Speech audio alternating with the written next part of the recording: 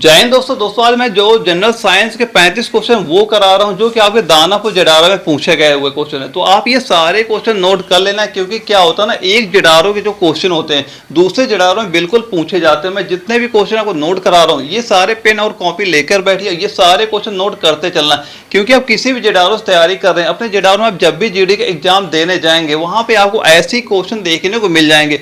मैं most important 35 question इसमें कराने वाला हूँ। यहाँ पे आपको बायोलॉजी के भी क्वेश्चन होंगे, केमिस्ट्री के भी क्वेश्चन होंगे, फिजिक्स के भी क्वेश्चन होंगे, यानी सभी के मैं क्वेश्चन कराने वाला हूँ। तो आप ये सारे क्वेश्चन नोट करते चलिएगा।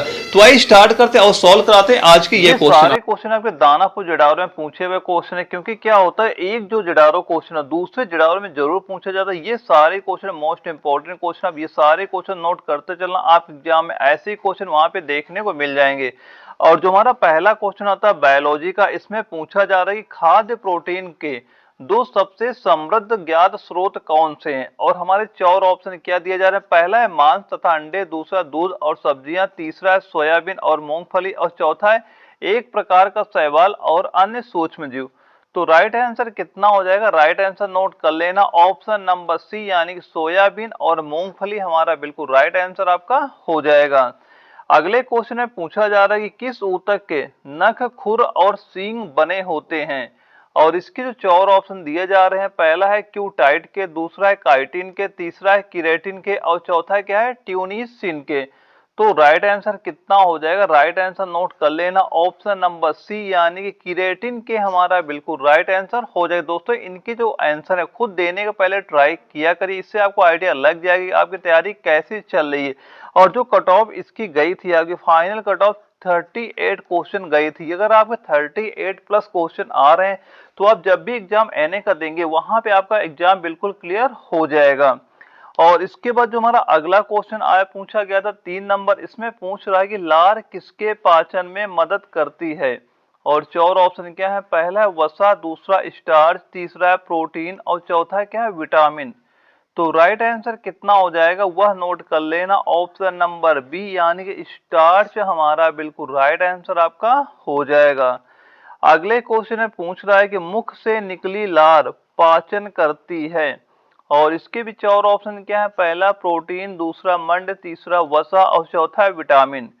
तो राइट आंसर कितना हो जाएगा, राइट आंसर नोट कर लेना, ऑप्शन नंबर बी यानी मंड यानी स्टार्च का पाचन करती है। ऑप्शन नंबर बी हमारा बिल्कुल राइट आंसर आपका हो जाएगा।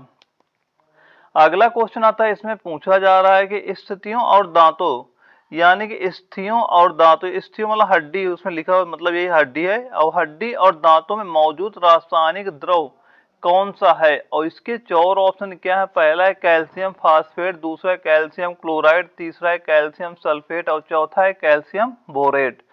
तो राइट आंसर कितना हो जाएगा वह हो जाएगा नोट करना, ऑप्शन नंबर ए यानी कैल्शियम फास्फेट हमारा बिल्कुल राइट आंसर आपका हो जाएगा। अगले क्वेश्चन में पूछा जा रहा है निम्नलिखित में से किसको आरबीसी की कब्रिस्तान कहा जाता है। और इसके चार ऑप्शन क्या है, पहला है यकृत, दूसरा है प्लीहा, तीसरा है मस्तिष्क, और चौथा है हृदय।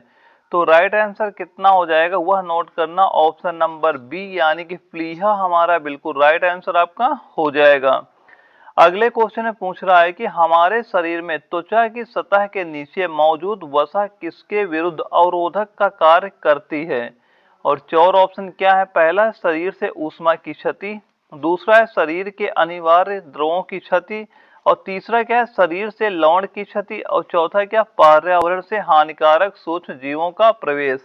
तो राइट आंसर नोट करना क्या हो जाएगा, ऑप्शन नंबर ए यानी शरीर से ऊष्मा की क्षति हमारा बिल्कुल राइट आंसर आपका हो जाएगा।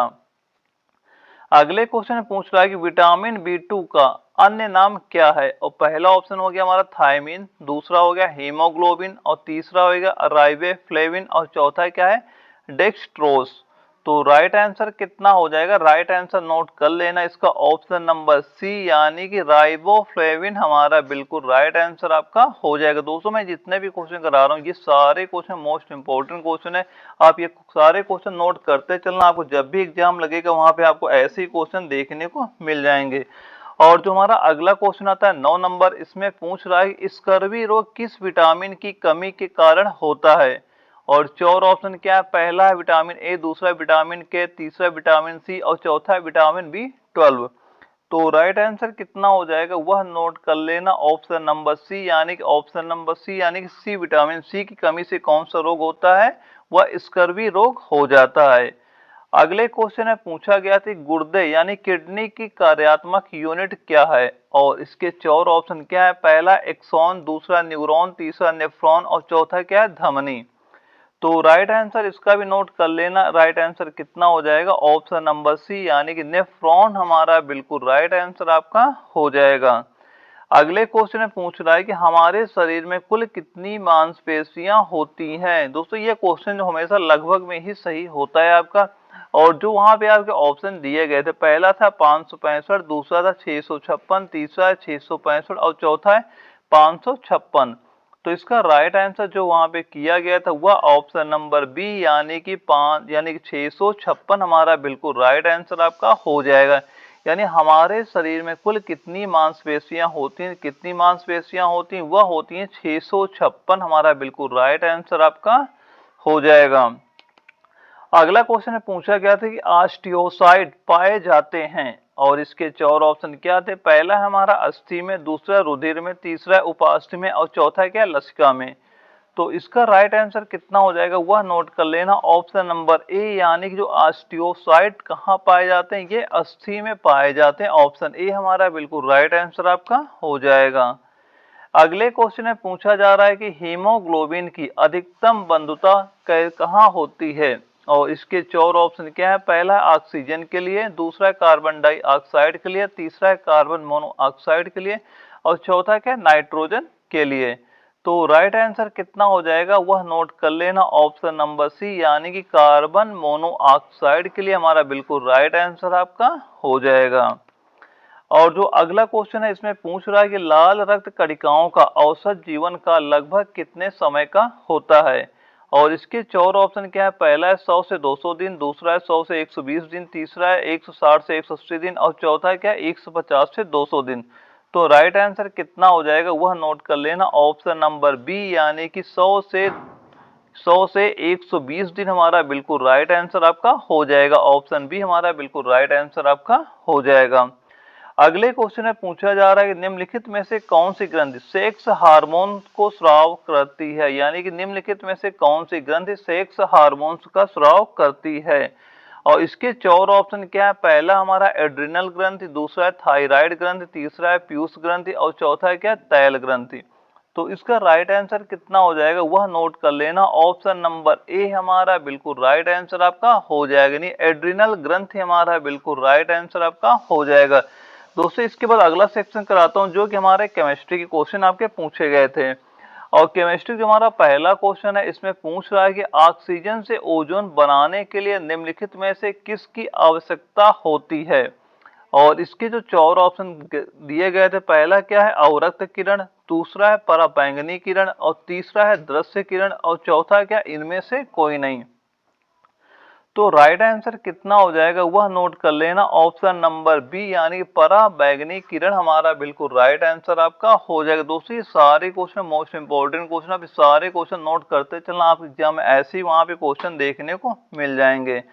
अगले क्वेश्चन में पूछा जा रहा है 17 नंबर में कि ओजोन किसे प्रभावित करता है, यानी ओजोन किसे प्रभावित करता है, और चार ऑप्शन क्या है, पहला है पारे तथा चांदी को, दूसरा है प्लेटिनम तथा लोहे को, तीसरा है कचाक को और चौथा है क्या सोने को। और तो इसका राइट आंसर कितना हो जाएगा वह नोट कर लेना, ऑप्शन नंबर ए यानी पारे तथा चांदी को हमारा बिल्कुल राइट आंसर आपका हो जाएगा। ओजोन किसे प्रभावित करता है, तो ओजोन किसे प्रभावित करता है, यह पारे तथा चांदी को क्या करता है प्रभावित करता है। अगले क्वेश्चन में पूछा जा रहा है ब्रोमीन है एक, यानी ब्रोमीन है एक, और इसके चार ऑप्शन क्या है, पहला जल में अविलेय रंगहीन गैस, दूसरा अत्यधिक ज्वलनशील गैस, तीसरा है काला ठोस और चौथा है क्या लाल द्रव्य। तो राइट आंसर कितना हो जाएगा, राइट आंसर इसका नोट कर लेना, ऑप्शन नंबर डी यानी कि लाल द्रव हमारा बिल्कुल राइट आंसर आपका हो जाएगा। अगले क्वेश्चन में पूछ रहा है कि भारी जल का रासायनिक नाम क्या है, और इसके चार ऑप्शन क्या है, पहला है हाइड्रोजन ऑक्साइड, दूसरा है ड्यूटेरियम ऑक्साइड, तीसरा है ट्रिटियम ऑक्साइड और चौथा है क्या हाइड्रोजन परऑक्साइड। तो इसका राइट आंसर कितना हो जाएगा वह नोट करना ऑप्शन नंबर बी, यानी कि जो भारी जल होता है ये क्या होता है, ड्यूटेरियम ऑक्साइड हमारा बिल्कुल राइट आंसर आपका हो जाएगा। अगले क्वेश्चन में पूछा गया है जिप्सम का रासायनिक सूत्र क्या है। तो जो जिप्सम होता है इसका रासायनिक सूत्र क्या हो जाएगा, वह हो जाएगा, नोट कर लेना, CaSO4 इंटू 2H2O, H2O, यानी इसमें जो ऑप्शन नंबर ए दिया जा रहा है यह हमारा बिल्कुल राइट आंसर आपका हो जाएगा।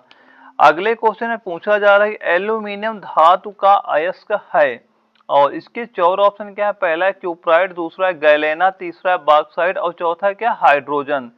तो राइट आंसर कितना हो जाएगा, वह हो जाएगा ऑप्शन नंबर सी, यानी कि बॉक्साइट हमारा बिल्कुल राइट आंसर आपका हो जाएगा। अगले क्वेश्चन में पूछ रहा है कि गोबर गैस प्लांट में कौन सी गैस उत्पन्न होती है और हमारे 4 ऑप्शन क्या है, पहला है कार्बन मोनोऑक्साइड, दूसरा ऑक्सीजन, तीसरा मीथेन और चौथा है अमोनिया। तो राइट आंसर कितना हो जाएगा, वह होगा ऑप्शन नंबर सी, यानी कि मीथेन हमारा बिल्कुल राइट आंसर आपका हो जाएगा। अगले क्वेश्चन में पूछ रहा है कि इलेक्ट्रॉनों की खोज निम्न द्वारा की गई थी और 4 ऑप्शन क्या है, पहला है मोसले, दूसरा है मिलिकॉन, तीसरा है थॉमस और चौथा है क्या है, रदरफोर्ड। तो इसका राइट आंसर कितना हो जाएगा, राइट आंसर नोट करना ऑप्शन नंबर सी, यानी कि थॉमस हमारा बिल्कुल राइट आंसर आपका हो जाएगा। अगला क्वेश्चन आता है 24 नंबर, इसमें पूछ रहा है कि दिसंबर 1984 में भोपाल में गैस के रिसाव से मृत्यु का तांडव हुआ था और इसमें कौन सी गैस मतलब रिलीफ हुई थी, कौन सी गैस निकली थी और 4 ऑप्शन क्या थे, पहला है कार्बन डाइऑक्साइड, दूसरा है मिथाइल आइसोसाइनेट और तीसरा है कार्बन मोनोऑक्साइड और चौथा है क्या, अमोनिया। दोस्तों यह क्वेश्चन का मोस्ट इंपोर्टेंट क्वेश्चन है, कई बार आपका एग्जाम यह क्वेश्चन रिपीट हो चुका है। तो इसका राइट आंसर कितना हो जाएगा, राइट आंसर इसका नोट कर लेना ऑप्शन नंबर बी, यानी मिथाइल आइसोसाइनेट हमारा बिल्कुल राइट आंसर आपका हो जाएगा। अगले क्वेश्चन में पूछ रहा है कि स्टेनलेस स्टील में लोहे के अतिरिक्त निम्न में से क्या होता है और 4 ऑप्शन क्या है, पहला है तांबा, दूसरा जस्ता तांबा, तीसरा निकल जस्ता और चौथा क्या है, क्रोमियम और निकल। तो राइट आंसर कितना हो जाएगा, इसका राइट आंसर आप नोट कर लेना, वह क्या होगा, ऑप्शन नंबर डी, यानी क्रोमियम और निकेल हमारा बिल्कुल राइट आंसर आपका हो जाएगा। दोस्तों ये हमेशा ध्यान रखना, जो एक जिडारो क्वेश्चन दूसरे जिडारो में बहुत ज्यादा रिपीट होता है, तो आप ये सारे क्वेश्चन नोट करते चलना। और अगला क्वेश्चन हमारा है 26 नंबर, इसमें पूछ रहा है कि पानी की स्थायी कठोरता क्या मिलाकर दूर की जा सकती है और 4 ऑप्शन क्या है, पहला है फिटकरी, दूसरा चूना, तीसरा है सोडियम कार्बोनेट और चौथा है क्या, पोटेशियम परमैंगनेट। तो राइट आंसर कितना हो जाएगा, राइट आंसर इसका नोट कर लेना ऑप्शन नंबर सी, यानी सोडियम कार्बोनेट हमारा बिल्कुल राइट आंसर आपका हो जाएगा। अगले क्वेश्चन में पूछ रहा है कि ऊनी कपड़े सूती कपड़ों की तुलना में गर्म होते हैं क्योंकि वे, और इसके 4 ऑप्शन क्या है, पहला है ऊष्मा के बेहतर अवशोषक होते हैं, दूसरा ऊष्मा के बेहतर रेडिएटर होते हैं और तीसरा ऊष्मा के बेहतर रोधक हैं और चौथा क्या, सूती कपड़ों से भारी होती है। तो राइट आंसर कितना हो जाएगा, वह होगा ऑप्शन नंबर सी, यानी ऊष्मा के बेहतर क्या होते हैं, रोधक होते हैं। अगला क्वेश्चन है कि अस्थायी चुंबक बने होते हैं और इसके 4 ऑप्शन क्या है, पहला है टिन के, दूसरा तांबे के, तीसरा मृदु लोहे के और चौथा इस्पात के।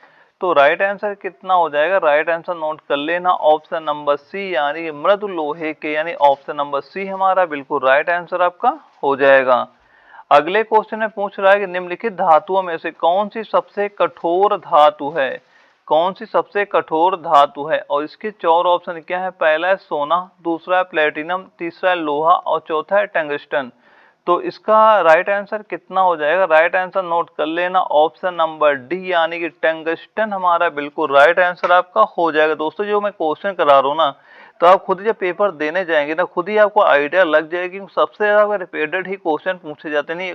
अगर आप सारे पुराने प्रीवियस ईयर क्वेश्चन सॉल्व कर लेते हैं तो आप एग्जाम से कोई भी क्वेश्चन बाहर नहीं जाने वाला, क्योंकि यही क्वेश्चन एक जिडारो को दूसरे जिडारो में जाता है और एक एआरओ को दूसरे एआरओ में जाता ही रहता है। बस आप मैं जितने क्वेश्चन करा रहा हूँ आप सारे क्वेश्चन नोट करते चलना, आप एग्जाम में ऐसे ही क्वेश्चन वहां पे देखने को मिल जाएंगे।